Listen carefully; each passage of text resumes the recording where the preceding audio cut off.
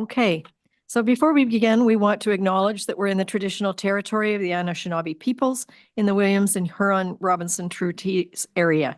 We recognize the long history of First Nations and the Métis peoples on this land and show respect to them today.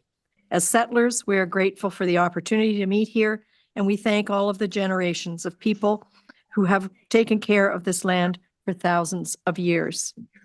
So with your agreement, I would like to call this meeting to order with the approval of the agenda, which has one item on it. And I hope you've received the addendum. Yep. Oh. Okay. All in favor? Okay, so I have a motion that the Council of the Corporation of the Township of Seguin does hereby convene this special meeting of council at 2:30 p.m. in order to consider the following matter.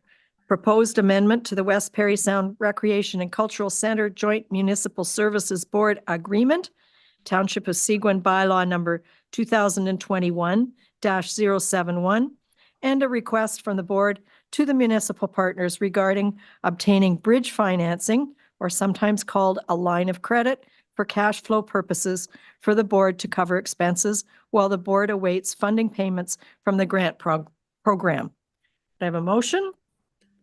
Greg and Ken. And do we have any disclosure of pecuniary interest or general nature thereof? I see none. So we have before you amendment to the West Parry Sound Recreation Cultural Center Municipal Services Board Agreement. The entire agreement is attached both to your agenda and to the addendum. And it is asking Seguin to take our share of a $13.5 million loan agreement. And Terry is our Municipal Services Board rep. So do you want to speak to it a little bit, Terry? Sure. Thank you, Madam Mayor. So the originally when the board, first of all, originally when the board was set up, the board had no power to borrow funds. So the first part of the amendment would be give the board authority to borrow. This needs to be ratified by way of resolution from each participating council. A majority of each participating council will make that pass. The second part of it is when now that we've gone a long way into this process, we've fairly close to finalizing the design. We've begun to let out tender packages. We've been getting pretty good results as far as cost compared to budget. We're right in line with where we should be for about the first 25% of the cost. So now what the staff has done is done an analysis predicting when, of course, we're going to have to pay these contractors versus when we should be receiving our ISEP payments. And then keeping in mind that, or is it ISEP, or I always said that word wrong, but anyhow, the grants. So keeping in mind that, the grants are coming from the government. So, there might be a little bit of a delay here and there. So what we asked staff to do was to prepare the worst case scenario, and this would be only in a peak for a very short period of time. What's the worst case scenario that we could possibly encounter, because nobody really felt like going back to their respective councils the second time. Originally it was set at 10. Staff did an analysis after our meeting last night and came back with saying, okay, the real safe number is 13 and a half. Whether we ever perhaps even get close collectively to, or the board needing that money or not, is probably, the answer is probably not. Would be way in excess of budgetary needs. but better to be safe than sorry than have to something gets delayed and then it starts to delay other things. So that's simply what we're asking there. For each council to take their respective interest, guarantee this line of credit, bridge financing, whatever you want to call it. And it would, it would be paid down and paid off at the complete, shortly after the completion of the project, most likely. Any questions or does Jason? Yeah, I got a question. I got a question, Terry. Yeah. Okay, Councillor Collins? Thank you very much, Mayor. What staff are you referring to? What staff? You were saying staff did analysis. Well, Jason, Is this our staff? part our staff, part, it's a collective arrangement of people from the different municipalities, but primarily the guy in charge is our CAO. He's the vice chair in charge of building. So this is, this is just, and he and the project manager that we hired, Gordon, they came up with a cash flow scenario, I believe. So, they originally We came. haven't seen that, have we? No, I don't believe so. No. Okay. All right. I haven't seen it either, quite frankly, Ted, but I don't disbelieve it. I mean, it's pretty common during a build like this. You're gonna need. I understand. I understand. Are we first out of the gate? No, Because it's a special McDougall meeting. approved This it is a last week. special meeting, so I'm just wondering. Perry Sound's gonna first meet out of on the it gate? tonight. McDougall's meeting on it, I think, later on this week. Some of the councils have got regular scheduled meetings. Mhm. After our pool meeting, we had two of them last week. After the first one, the mayor felt it would be just better, since we're not gonna meet for a couple of weeks, just to call a quick meeting and get this out of the way. Quite frankly, nobody feels that their council will have any particularly problem with this. So I didn't really feel, based on our discussions in the past, that collectively you guys would. I don't think the mayor of Perry Sound, they don't seem to have a problem with it. McDougall doesn't seem to have a problem with it. So it's, but I mean, it's up to you guys. So. But we're first out of the gate, right? I think Carling's discussed it, have they not? I'm not really sure, but we might be first out of the gate, Ted. You're okay with that, Terry? Yeah, no, we need to do it. We don't do it. Oh, I know that. No, I know that, but I want to know your comfort level. Well, I'm pretty comfortable with the way things are going. I mean, You're on the board, right? Yeah. Well, no, this thing's consuming a hell of a lot more time than I thought it would.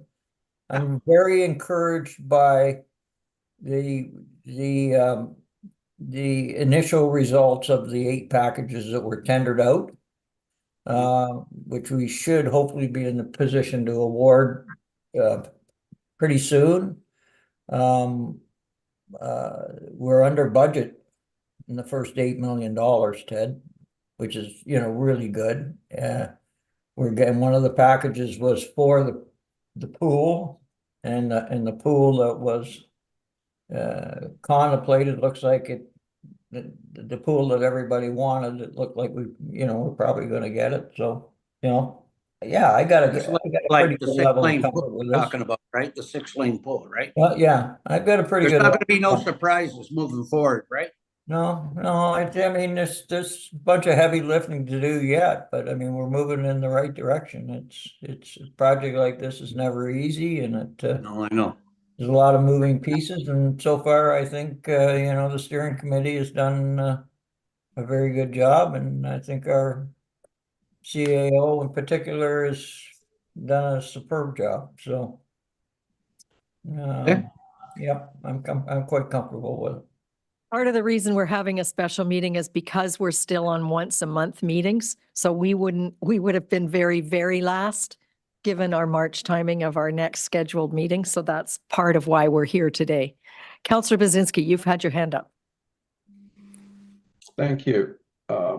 I just had a couple of quick questions. One is, what's the policy in terms of payment of invoices? Is it net 30 days, net 60 days? Well, Mario, what happens is you award your contract, and whenever the contractor's scheduled to start, he starts, and then it's dealt with on monthly progress payments, so that at the end of every month, the progress or the percent complete of the contract, or however, whether it's unit rate or however it works, they're all different, is reviewed between the contractor and the project manager. The project manager makes a recommendation for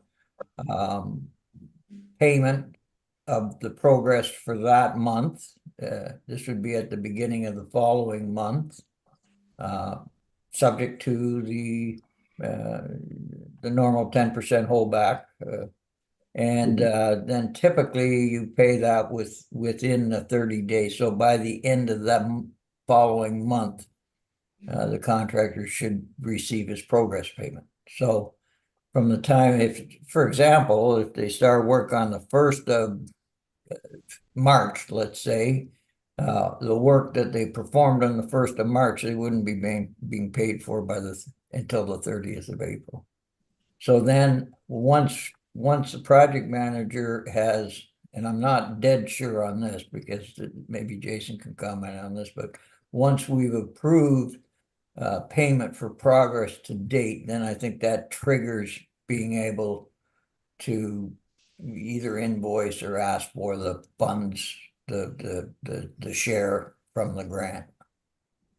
Right. So there's going to be a lag because we're going to end up having to pay our contractor before they pay us.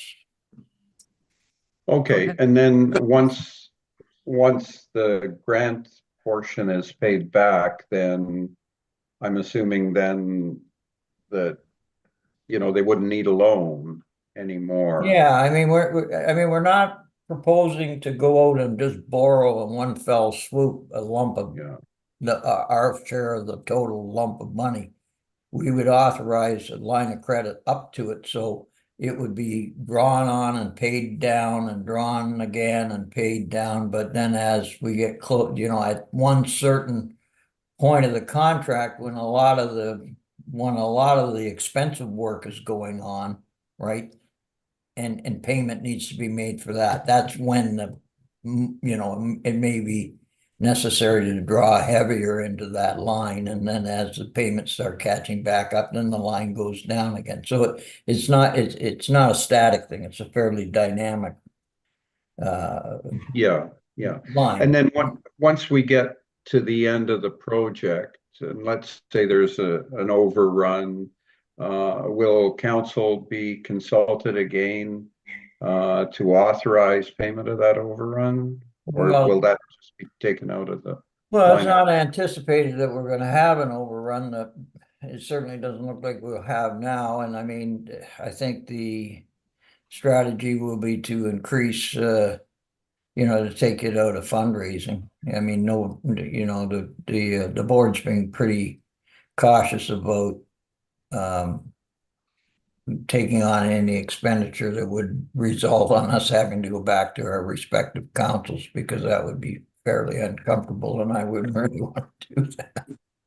Yeah, no, I'm just thinking worst case scenario. Hopefully. Well, I mean, worst case, we might have to leave the line in place for a bit longer or something till some other things catch up. But the strategy is we use the initial contribution, the funds that we were granted from the provincial and federal government, and make the balance up with fundraising. And to date, the fundraising indications of fundraising is starting to go well on the small front and starting to move along pretty good with the with the big sponsorship items. Our CAO would like to speak, and then Ken Adams had his hand up. Actually, Terry answered the question. The last part is. He did? Yes. Okay. Go ahead. Thank you, Your Worship. Councillor Fellner's done a nice job of summarizing the situation. I just from the policy level for Councillor Brzezinski's question there, we are governed by the Construction Act in this scenario. And so the Construction Act has very specific timelines associated with progress payments, 30, 45 days for payments to be undertaken. With respect to the grant dollars and the repayment, we need to incur the costs and then make quarterly submissions. That is what the ICIP, the Investing in Canada Infrastructure Program, administrators have suggested that we, not suggested, but confirmed that we will get the opportunity to make quarterly submissions. So, if we have an expenditure that happens today, we pay it next month, it's still another month away before we're able to make that submission. And that's why we see the cash flow challenges when you start spending.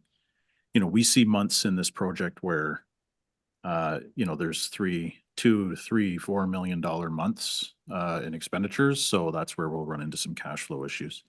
The forecast does suggest there's 5 or possibly a 6th opportunity for us to be in the need to use this line of credit. And so that's why we're here today. So just hoping to provide some additional comments to Councillor Fellner's points. Any other questions? Okay, then I will read. This is the actual resolution. I have a motion that bylaw number 2024-027, being a bylaw to authorize the execution of Amendment 1 to the West Perry Sound Recreation and Culture Center Joint Municipal Service Board Agreement, is hereby deemed to have been read a first, second, and third time and passed by council. Could I have a motion to that effect? Councillor Adams and Councillor Fellner, all in favor. Thank you, and that is carried. And we have a second part, that motion that bylaw number 2024-028, being a bylaw to authorize a loan guarantee and or revolving cash flow assistance for the West Perry Sound Recreation and Culture Center Joint Municipal Service Board, is hereby deemed to have been read first, second, and third time and passed by council. Could I have a motion to that effect? Councillor Brzezinski and Councillor Finson. All in favor. Thank you. And that is carried. Now we have our standard closures. I have a motion that bylaw number 2024-026, being a bylaw to confirm the proceedings of meetings of council, is hereby deemed to have been read a first, second, and third time and passed by council. And I have a motion, Councillor Getty and Councillor Adams. All in favor? Thank you. And I have a motion that the Council of the Corporation of the Township of Seguin does hereby adjourn this special meeting of council at 2:47 p.m. to meet again on Monday, March 4th, or at the call of the mayor. Could I have a motion to that? Councillor Adams and Councillor Collins. All in favor? Thank you. And I will remind you that Councillor Brzezinski will be sitting